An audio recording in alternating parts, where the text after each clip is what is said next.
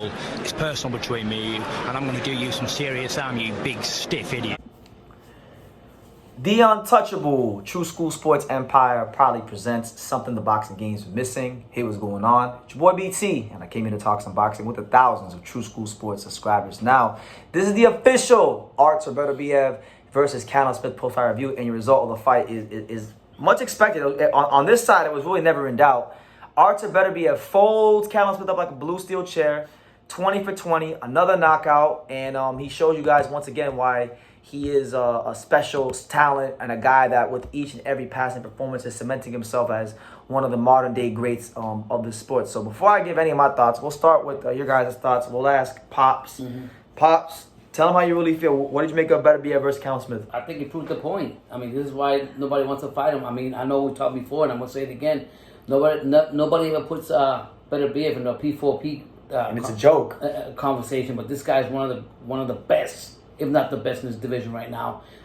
Doesn't avoid nobody and is ready for everybody. And tonight, when you run your mouth too much, you say too many things, bottom line is you're going to get the result. He put a nice picture Picasso on Callum Smith's face, as you all will see, but he also at the same time, Smith tried to make a good kind of build himself. Fox is very disciplined. Because I thought he was going to be out before 4 rounds and it didn't happen. So shout out to the UK. There's levels to boxing, and this guy's a master at it. Yeah, you said it perfectly. You got anything to add to that, Alex? Yeah, man. Like the fight went as I expected. The fight went as planned that I thought it was gonna go. Both fighters are coming off layoffs. I felt like Beterbiev not only was respecting the power of Smith, but he wanted to get some rounds in too. Against a credible opponent as well. We saw the way that he did it. I knew Smith. Usually, when the 7th round, 8th round comes, like even the Canelo fight, slows down a little bit. You think he slows down a little bit? He actually got dropped in the Canelo fight, I think, like at round 7. So yeah. I knew it was going to be around 8th round at least. It happened in the 7th round that he was going to get stopped. So, credit to both fighters, but Beterbiev, man, it gets different. Tough. He's different. It's tough, yeah. So as far as the performance tonight for me, like I thought, I enjoyed it because Beterbiev is so good at finishing guys off that I think people sometimes forget this guy's an elite technical boxer. Like it's not just like he's just loading up and just that's not he's just loading on punches. No, this guy's an elite technical world-class fighter. He was an AIBA world champion. He was. He beats Sergey Kovalev multiple times in the amateurs. You don't do those things if you're not an elite technical fighter. And, a lot of times Smith would try to, get that right hand going or he would try to close the gap, and Beterbiev would just do these little half steps back and just boom, counter power jab. It was there the whole night. And he was just painting with that power jab and he was just 6 rounds, steady diet of power jabs and body punches. And then once he really got Callum Smith to open up, that's when he broke out one of his best punches, the counter overhand right, the same punch he dropped Joe Smith in the I think it was the first knockdown in their fight. He dropped Smith within the first knockdown of his fight. And look, Canelo never dropped Callum Smith. John Ryder, as much as he was grinding him down, never dropped Callum Smith.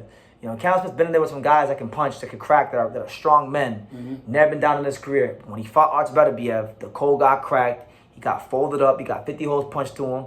And that's what it is. 20 for 20. Boxing's knockout king. It continues, and it sets the stage, the magnificent stage for a Dimitri Bivol fight. So I guess I'll ask you guys this before I give my initial thoughts. What are your preliminary thoughts on Bivol versus Beterbiev right now? I think Bivol will come in there and be the boxer that he is. He's shown before in previous fights that he's got some power, but this is like the professor going against a master. He got a PhD in boxing, and we'll see. Time will tell. We'll see what Bivol will do, but I just think that at the end of the day, this guy in chess is a master at it. I'm talking about Beterbiev, and that's why I'm gonna call him the grandmaster of chess in boxing, because he's always thinking about. And I think at the end, you call him the grandmaster of boxing. Yeah, and I think at the end of the day, I think he's gonna fold Bivol when they do fight. Okay, all right. What about you, Alex? I know. Like recency bias. You know, we just saw Beterbiev knock a guy out. So what will hype? That could be a thing. Yeah. I know you were picking Bivol initially. Are you sticking with your original Dimitri Bivol pick? Yeah. Okay. Yeah, I am. Nothing wrong with that. Why? But like, it's gonna be a tough fight, honestly. Yeah. Both fighters like are thinking fighters, to be honest. Okay. I feel like Bivol, like Beterbiev is a beast, but Bivol is a beast in his own way. He is in his own way, different way, yeah. Different way, you know. I feel like Bivol can take punches like better than the past opponents that Beterbiev has fought. Both are like well schooled in the Russian amateur program. I feel like they're both like. I feel like with the opponents they both fought, I feel like they're ready for what happens, man. They've seen every style. They're experienced enough. Style. You know, Okay. This fight has been marinated for years. Long They've watched time. each other fight in the years. I'm just going with Bivol because of my personal bias, to be real. But Okay, fair enough. It could be like I'm just happy that the fight is happening. Hopefully, Yeah, supposedly. and Bivol already signed his part of the deal. Bob just got to talk to Turkey out of shake, and I guess they got to sign their part of the deal, right? So that being said, for me, this is a fight for years. I've always thought this is a more competitive fight than Crawford and Spence. To me, it's a 50-50 fight. I could see a pathway to victory for Bivol. I could definitely see a pathway to victory for Beterbiev, but like pretty much like I've been watching Beterbiev a lot more closely. Like this week I did like a crazy, like I was here, I watched like 6 or 7 of his fights, and I was just really watching him more, and I'm just like, yo, this guy, everyone keeps saying he's slowing down. I didn't really see that he was slowing down.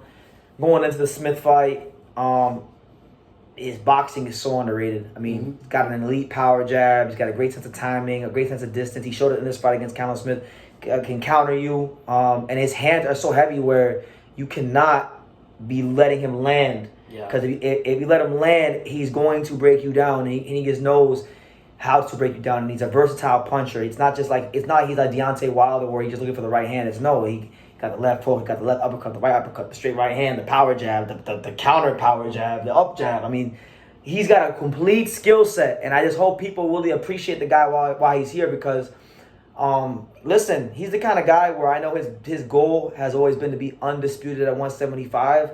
If he does what I think he's ultimately going to do, and I'm going to say it right here, and I said it before, I'm picking Artur Beterbiev to beat Dimitri Bivol. He's going to stop Dimitri Bivol. It's going to be tough. I think it may be a fight where it gets to the 10th, maybe 11th round. But when the push comes to shove, I think Beterbiev is going to break down Dimitri Bivol, and he'll be 21-0 with 21 knockouts, and he'll have all the belts. And at that point, look, I'm going to say it like this, Artur, if you do what I think you're going to do, hang it up. Don't stay for Benavidez because he didn't want to fight you. Don't stay for nobody. Hang it up, 21 for 21, all knockouts, undisputed. You could make a case at that point that he's the best light heavyweight to ever did it. I mean, because it's basic mathematics. Yeah. And he fought some damn good fighters, Vosdick, Smith, good fight, really good fighters. Yeah, Bivol, but again, Bivol, we know he's great. We know guys like Pernell Whitaker talked highly of him, RIP to him before he passed away, saying that he had the skills to go pound number one. To me, honestly, I'm gonna say it like this.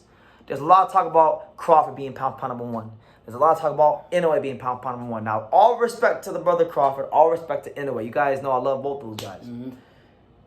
None of them have beaten like a Beterbiev beats Bivol. None of them beat nobody as good as Bivol, and none of them beat anybody as good as Beterbiev. Is that fair to say? Am I tripping? You think I'm tripping? No, you're not. I think obviously there's many arguments you can make against one of these guys being pound number one. Yeah, but I think the winner will actually have a legitimate claim due to what they've already done in the pros, the towel defenses, the guys they beat. The reality is that's why we have boxing, because we're always going to have our own opinionated version of whatever fighters or who they fought or what a skill set, and that's the bottom line to it. So it's always going to be like that. It's an amazing fight. It's going to be in Saudi, and right now I'm already just like the wheels already turning in my head how I'm going to get to Saudi, for that fight, But nonetheless, guys, let me know what you guys think about Beterbiev's performance against Callum Smith. What are your preliminary thoughts about Bivol versus Beterbiev? And we'd love to hear from you guys in the chat. Leave your comments down below. Make sure you guys take the time to subscribe. And like I say in every single one of these videos, you can love me or you can hate me, but I'm just a kid from Daniel. So until next time, take it, guys. Thank you for watching another video on the untouchable True School Sports Empire. For more great boxing content just like this video, click right here and make sure you subscribe. Much love from sunny South Florida.